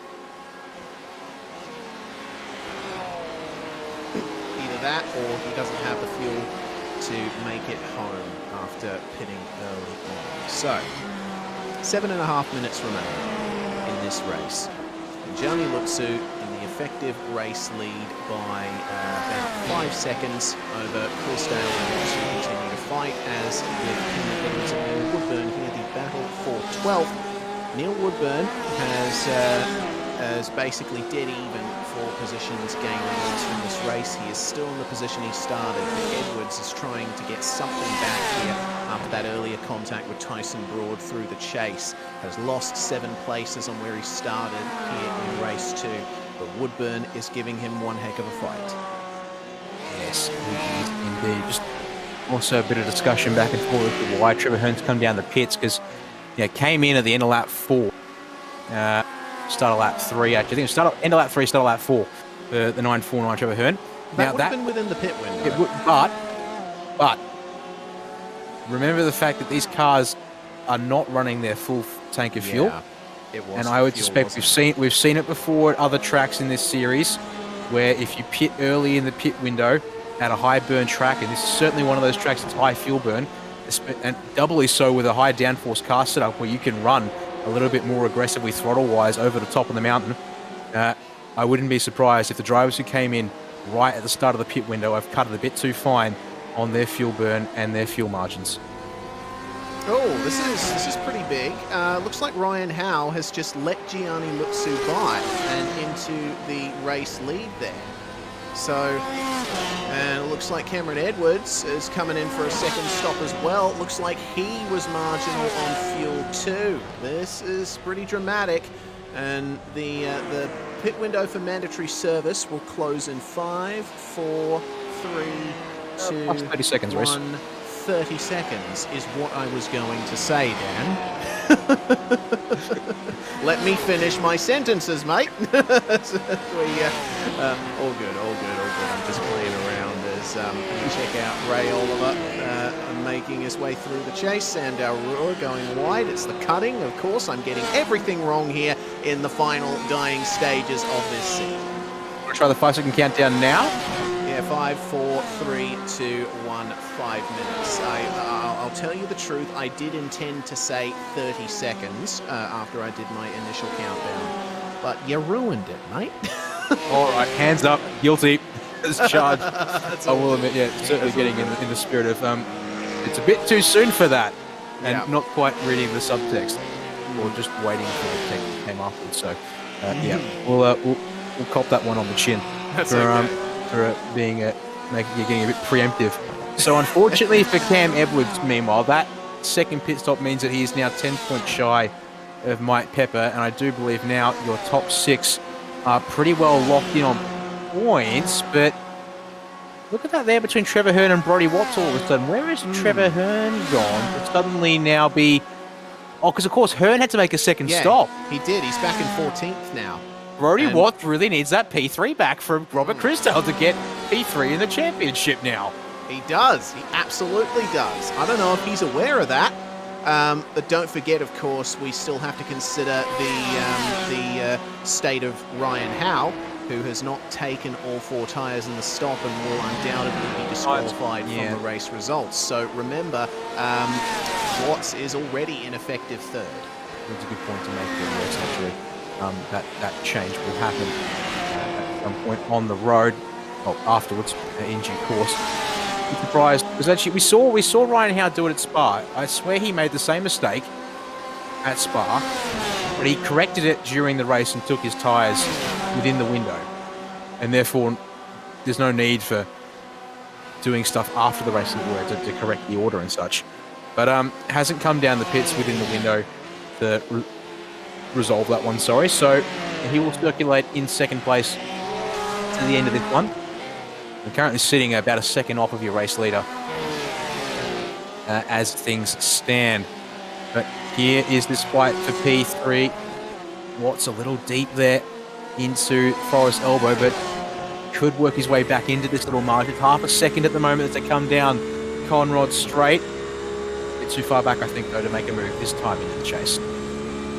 Yeah, a bit too far back indeed. The slipstream is strong here, but it's not going to be quite enough. And you see how short the gear ratio is as well, hitting the limiter almost on the way into the chase. So there's a bit of a hard cut to how fast this car can really go on this downforce configuration. 2 minutes and 20 seconds, and that's the 69 of Alex Zarni that has gone for a spin at the chase. That has allowed Tyson Broad through into 5th on the road, effective 4th here. So it's going to be 2 laps to go for these drivers, and Crisdale has got the fight of his life here to try and keep Brodie Watts behind.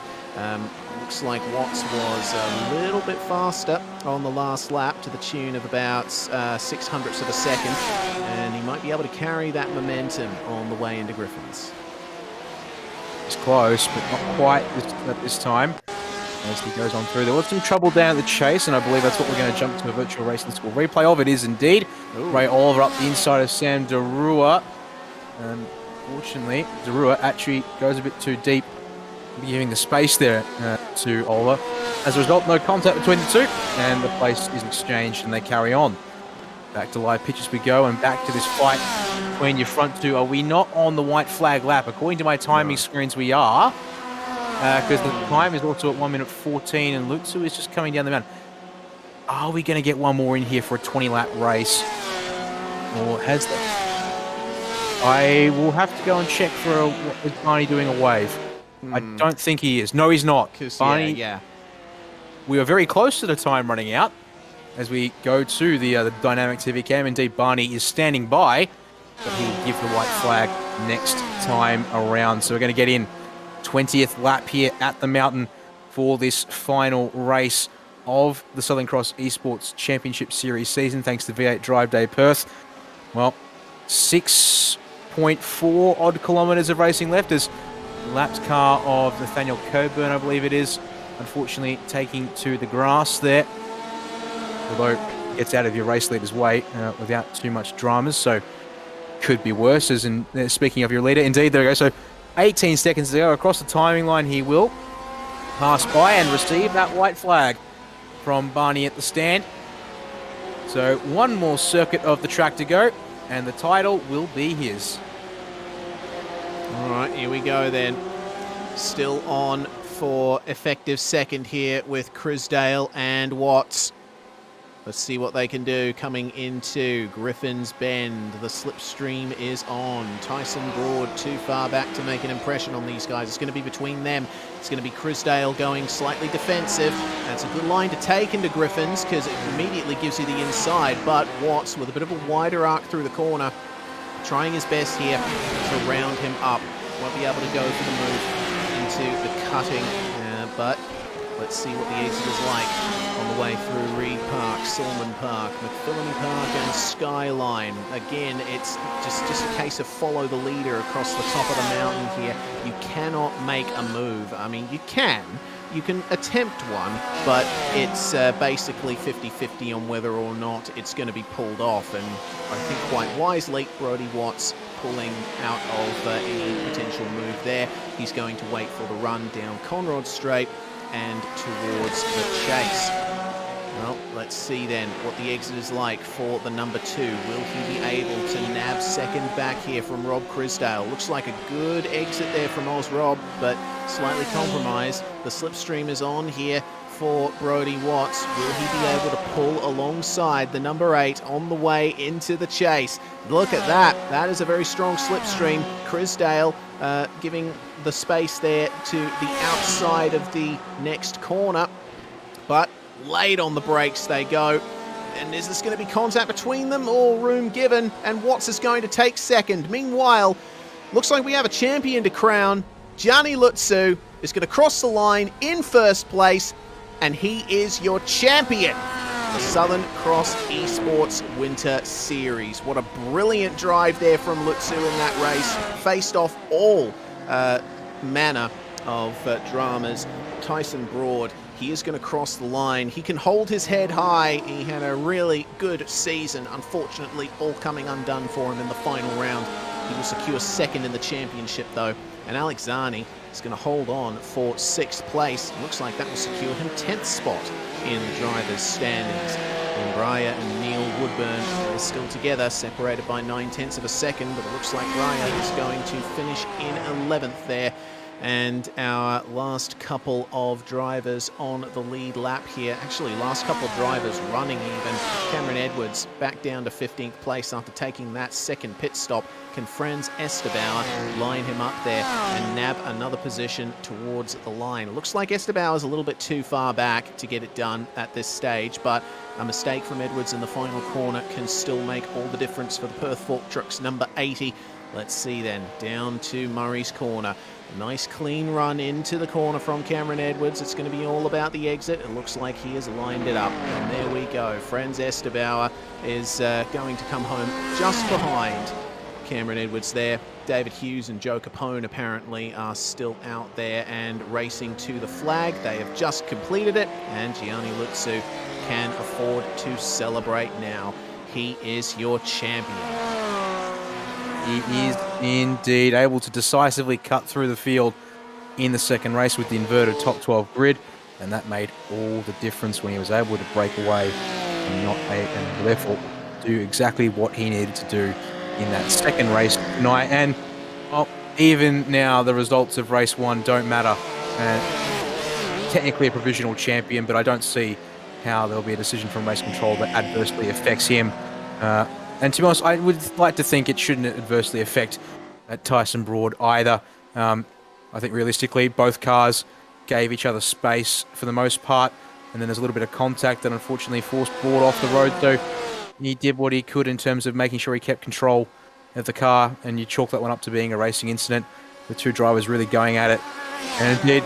Well, the traditional Bathurst tradition, jump at the chase, and he's clipped the fence a couple of times and gets the tyre bundles on exit for good measure as he's joined by a 9.5 car of Michael Brennan. Sam Derua's wedged it in the fence up at the Repco signage. Meanwhile, a few more cars, Chrisdale and Ray Oliver, take to the jump there. And execution on those ones, not so bad. We've got Kyle Ridley and Ben Breyer doing a formation run down the straight. They need to pick some speed up because, come on, boys, join the jump festivities. This is pedestrian speeds. Looks like they're lining up for a bit of a team photo. We'll see what they do when they actually get to the chase. Will they go straight on? Nah. Okay. They're going to be Next. party poopers, aren't they? Yep, next indeed. Estebauer's coming. Yep. Come on, Franz. Foot Let's in do it, it, mate. Franz has lifted off the throttle. He's gonna run into the fence. Oh, God. He's killed Neil Woodburn's attempt at the jump. Oh, my goodness. What better way to celebrate the end of a fantastic championship season there. Brilliant stuff, and it's been our honor to bring it all to you here on SimSpeed TV. Let's go through the results. Gianni Lutsu ahead of Ryan Howe, who comes across the line in second, but did not take his mandatory service, so he's going to be put down the order somewhat. Brody Watts third on the road with Rob Chrisdale in fourth. Broad coming home for top 5 with Alex Zani, Michael Brennan, Kyle Ridley, Ray Oliver, and pole sitter Sam Daurua rounding out the top 10. He is indeed. Over the page, the P11, you'll find Ben Breyer in the 58 machine, closely followed home there by Neil Woodburn in the 663 for 12th place. Peter Biancucci not too far back there in 13th place for him in the number 50 machine to round out his season, and Trevor Hearn in the 949 with that double pit stop to wrap up in 14th place. Unfortunately, not what he would have liked on the strategy front. Same can be said for Cam Edwards there. Has to settle for a 15th place finish in the final race with Franz Estebauer right on his tail there at the end of that one, but able to has to settle for 16th place in the number 80 machine. David Hughes and Joe Capone, your final two cars in the lead lap, 17th and 18th place for them. And then Nathaniel Coburn finishing one lap down in 19th place. Barry Punter, 2 laps down in 20th. And your final drivers, actually, pardon me, I believe that will be I might just have 20 cars here who finish this race. at this point. John Lee in 21st race. I'm not entirely sure if he actually made it to the end of that one. I'm going to say maybe. Yeah. I think John did make it to the finish, but potentially no one else did. I'm just taking a look at my timing here. Yes, sure. Kirby Watts at the first of our retirees there, and Anthony Jewell unfortunately joining him, pulling into the pits. Mike Pepper, Justin McLean, Ross Thalen, Dean Hunt, and Craig Spencer were not able to make it to the finish, but Craig did make it just about halfway in. And once again, Keegan Sutton-Baker, his time in race control certainly had his hands full. Probably wouldn't have wanted to get into the safety car even if he had to. Well, either way, provisional champion Gianni Lutzu is the first driver we're going to take a chat to tonight. Congratulations, Gianni. It is provisional, but regardless of what race control's decision on that race 1 incident between you and Tyson Broad was, it looks like you've secured the title here.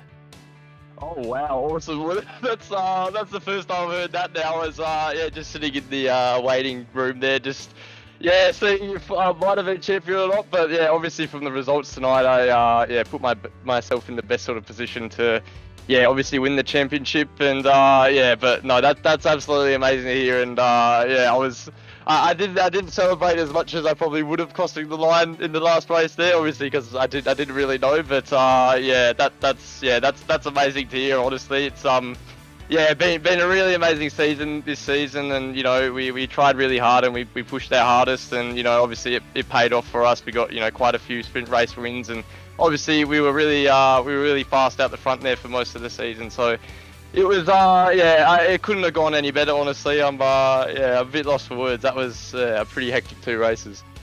Indeed. Well, yeah, you were second behind Trevor Leonard during the summer series and certainly gave it your all there despite missing a round due to vacation, but certainly being there for every round this time, working in your favour and getting you this title. Well, how are you going to carry this momentum forward to the next summer series? Just seen the calendar, and it's just incredible to see the schedule that these guys have come up with for this one. We're going to Fuji Speedway, Indianapolis, Interlagos, Phillip Island, Silverstone, and Watkins Glen. What do you think of that schedule?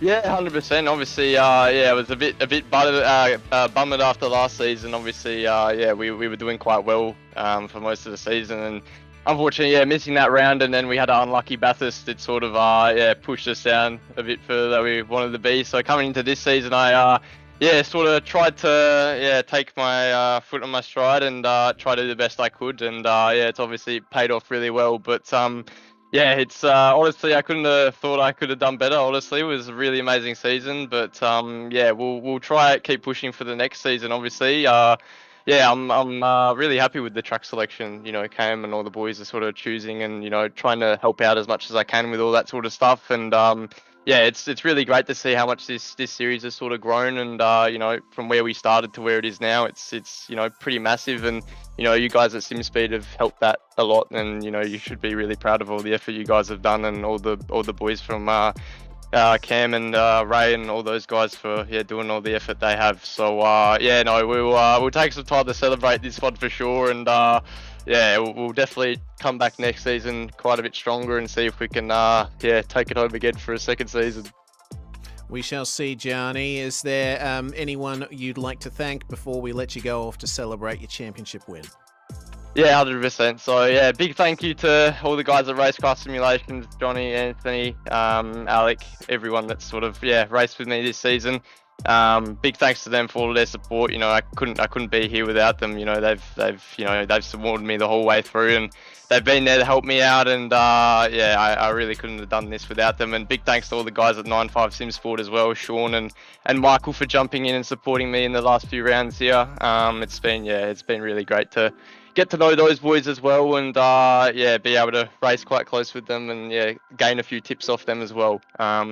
Big thanks to them, and thank you to all you guys at SimSpeed for obviously putting all of the show on.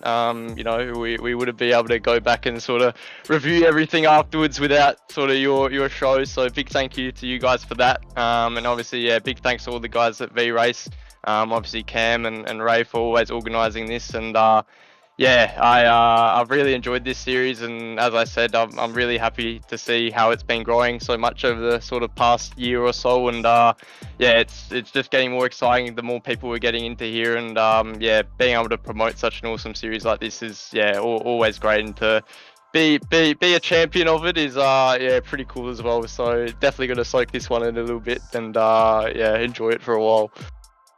Indeed. Well, we'll let you go then, Gianni. Thanks very much for joining us. Provisional champion right there. We've also got Tyson Broad in for an interview, Dan, and we'll leave you to have a chat to our other man at the top of the standings.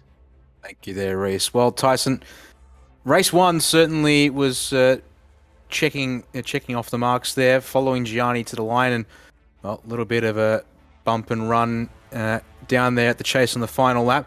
I guess real quickly, talk us through that first race there, and sort of the plan there for you was what was the plan for you there coming into that first race? Well, sort of after 3 or so laps following Gianni, I realised that I had quicker pace than him. But given the fact that the slipstream is so powerful with this car and setup combination, I figured it was best to just stay behind him until the last few laps and then really try and have a go at him. And that ended up working out in the end, despite a racing incident at the chase. Yeah, unfortunately, made the end of the first race a little bit controversial and unconfirmed. Even still, to this point, still not officially confirmed the results of that first race. But then, unfortunately, race 2 there, just not able to get through the pack. It seemed like Gianni did. I guess was it a case of driving cautiously to make sure you looked after your car in that first one, or was there something else? Is there something else you'd describe it as, explaining why you sort of ended up sort of a bit stuck around P5, P6 area for the most part in that race? It seemed. Well, it was just I couldn't catch a break because drivers were just throwing it up the inside, and not really thinking a few corners ahead. Obviously I got quite a bit more pace than some of the people I was racing around me at the time, and I don't really know how to describe it without sounding mean, but it's just some racing smarts in it, but also I didn't probably help myself with a few mistakes, the most popular one exiting in the pits. Yeah, unfortunately, losing yourself about 10 seconds there, actually, pardon me, about 5 or so seconds from that one there, certainly did cost you at the end of that one. So, well, it is what it is. You come home P2 in the championship. It is provisional technically based on what happens with any further decisions from race 1 early tonight, but all things considered, it's unlikely to change anything at this stage. Hopefully, hold your head high from a championship run here in this season. Been a bit of ups and downs, struggling in a couple of rounds with health as well, and that just sort of compromising preparation and performance. But will you be back for future seasons to try and have another crack at the title, or what's in store for you coming up? I don't really think I will be in the series going forward. Mainly just time constraints with other series that I'm racing in, and also just sort of some of the things that happened this season I'm not particularly happy with. So yeah, that's part of the reason why I probably won't be back next season or in future. Well, ending on a high note for this season then, pretty good all the same. Be proud with P2 in the season. Who do you want to thank for at least the win so far in race 1 tonight and the championship overall? Mainly just series organisers, because without them we obviously wouldn't be racing tonight. SimSpeed, Jay does a great job at the broadcast. Also you and Reese for taking times out of your days for commentating this. And then obviously Drop Bear Motorsport, obviously fluctuated around between a few teams this season. But I really feel as though I've made a home with all the guys at Drop Bear. They've been really good. Also Drop Bear sponsors as well, for obviously supporting the team. And then, that probably wraps it up. There we are. P2 in the championship, a win in race 1 tonight here at Bathurst. Tyson Broad, brings that car home. P5 in the feature race as well to wrap up his season. And the last driver to talk to from the podium in race 2 tonight, Reese, hand back to you to chat to Brodie Watts with 3rd place on the road, but 2nd place after a post-race penalty, and also provisionally 3rd place in the championship for good measure. Yep, congratulations, Brodie. Fantastic stuff there. It fell your way a little bit with the incidents that Trevor Hearn had, but that would take nothing away from you and your performances throughout the season, plus that titanic battle with Rob Crisdale. Yeah, thanks, Reese. Yeah, definitely. It's been a great season. So, yeah, thanks to all the Southern Cross, the whole team, Southern Cross East Series team for putting it all together. It's been great. Yeah, tonight was pretty. It was an eventful race. It was a lot cleaner than last season, which was great. Good to see that the quality of the everyone's improving, which is what we all want, and we want to see. Well, I like to be in the good race, and not having a pile up at the exit of turn 2 is always a positive. Yeah, really happy with the way it came together tonight. As you should be. Just take us through your perspective of that fight with Rob Crisdale. I mean, you knew that you had like 3rd on the road and 2nd effectively on the line, and racing around Mount Panorama after such a long and difficult night of racing, the adrenaline must have been high. Yeah, absolutely. I mean, the straights are so long, but it's really difficult to pass. The exit at Forest Elbow is so important, and I just couldn't get it right. And I knew that it was coming down to that. It was the last lap. I knew I just had to get it together. It was a great race. I really clean.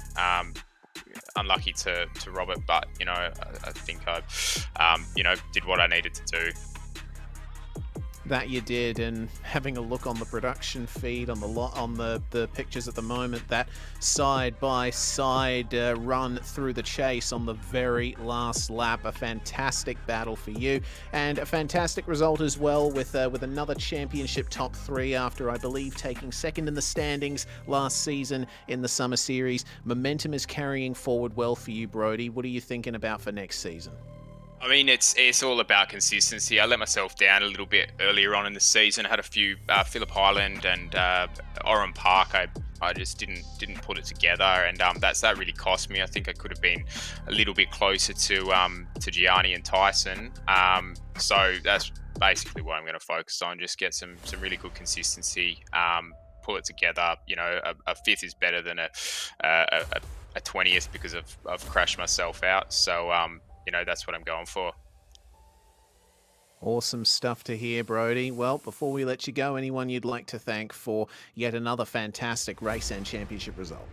Yeah, thanks to 949 Sim Racing for putting the car together for me, and thanks to the SimSpeed TV community for hosting it every week. It's that you guys, it's nowhere near as good. Well, that was Brodie Watts there, 3rd, and absolutely beaming here at the end of this season. Our last chat of the night, of course, is going to be with one of our series organisers at Southern Cross ESports, manager at V-Race Experience in Osborne Park, Cameron Edwards. Well, Cam, at the end of another, I think, successful season for this championship. On track, didn't quite go your way, but you must be happy with how the season overall has gone for the entire driver group. Yeah, so I was just talking with a few of the boys in the chat room, and we were just commenting about how consistent the competition is becoming over the course of this championship and how intense it's becoming, which means greater racing. And as for me, I had a good race 1, a consistent race 1, and then a bit of a bump with Tyson in race 2, which put me back in the field. But the last couple of rounds have been really consistent for me in the Jazzmat Steel Fabrication Porsche, and bring on Summer Series and we try and go it again. Absolutely. Let's talk about Summer Series for a second. Another 6-round championship, but doing a couple of changes to the schedule. Last couple seasons running, Mount Panorama has been the final round, but we've decided to go with Watkins Glen to round out the Summer Series in February. What kind of thought were you guys putting into the schedule for this series when you were putting it together?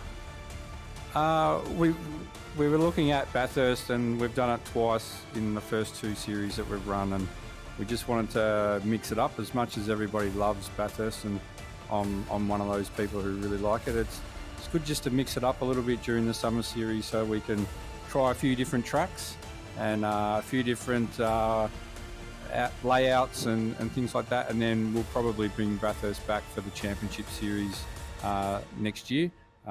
Because it's just an iconic Australian track that everybody loves. So we just wanted a little bit of a change, just to try these new tracks that iRacing are bringing out and seeing how they go in the RSR Porsche.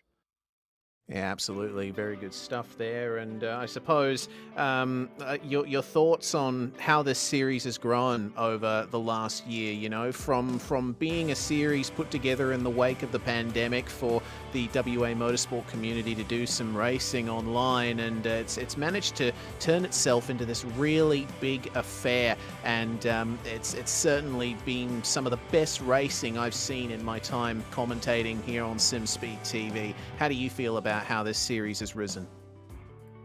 I'm really proud of everyone who's been involved, from the organising group with Ray Oliver and then even through V-Race with my boss Barry, just promoting the series, and all the drivers have been really accommodating and giving feedback to help us make the series bigger and better each year and each season, which is what we want to do. And we're getting a lot of new drivers who are constantly sending me an email to say how do they get involved in the series. So we've had 45 drivers over the summer, over the championship series this season, and we hope to grow that again next season. And then the corporate partners that we've got on board, you know, word of mouth signs, West Australian Automotive Parts, and then, you know, 24/7 race control. They've been awesome with us, and we've had great television coverage from SimSpeed TV, and yourself and Jay have done an absolute awesome job to help promote our series, and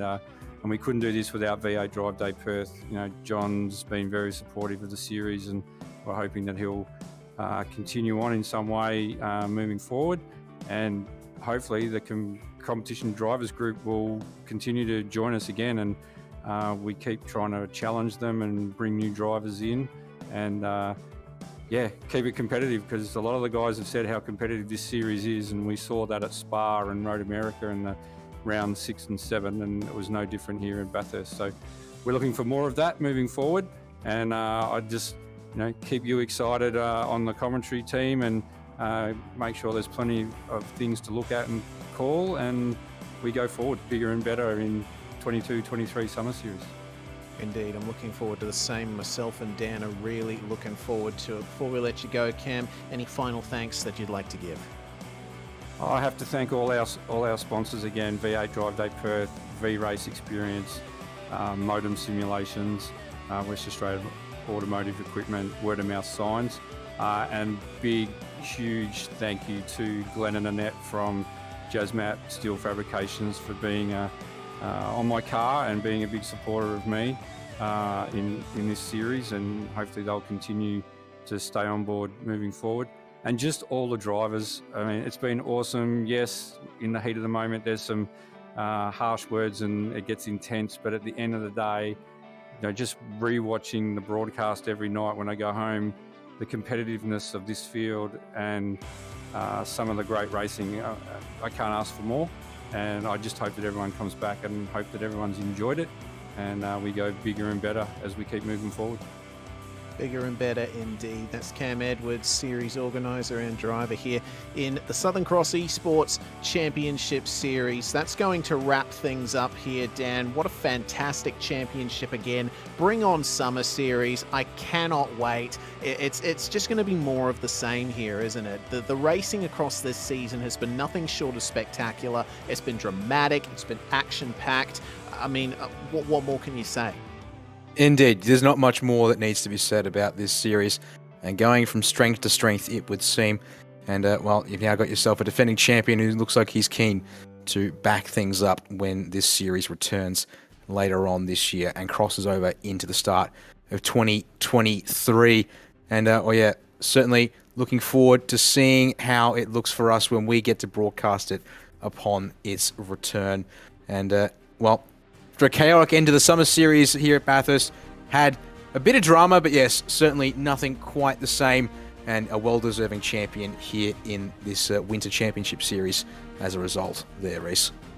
Yep, Johnny Lutsu once again provisionally the champion of this series. The fun is not going to stop here on SimSpeed TV this week. We've got a huge weekend planned with the V8 Scops Bathurst 1000 and support categories on Friday, Saturday and Sunday. So make sure you keep tuned to our social channels. You'll see when we'll be going live. Chuck us a subscribe on YouTube. Make sure to like this stream as well if you haven't already. And if you're watching the replay afterwards in the archive. A big thanks once again to the sponsors at Southern Cross Esports. Cam, of course, managed to give them all an absolutely a glowing endorsement there. You can see them all up on the screen. We certainly hope to bring you all more of this fantastic racing when the summer series comes back around. I'm Reese Gardner, Dan Yeaman alongside me in the commentary box, and Jay Kennedy on production here at SimSpeed TV. Bye for now, but certainly not forever. We'll see you next time. This is the world's premier online racing simulation. iRacing puts you in the driver's seat from your home computer with the most realistic online motorsports experience you'll find anywhere. Race virtually in the world's biggest events with officially licensed series, cars, and tracks. From the high banks of Daytona to the blistering speeds of Indianapolis, the dirt of Eldora to the world's most legendary road courses. It's all here, and with more than 180,000 people just like you already driving, you'll always have someone to race. Ready to get behind the wheel? Sign up at iRacing.com to get started.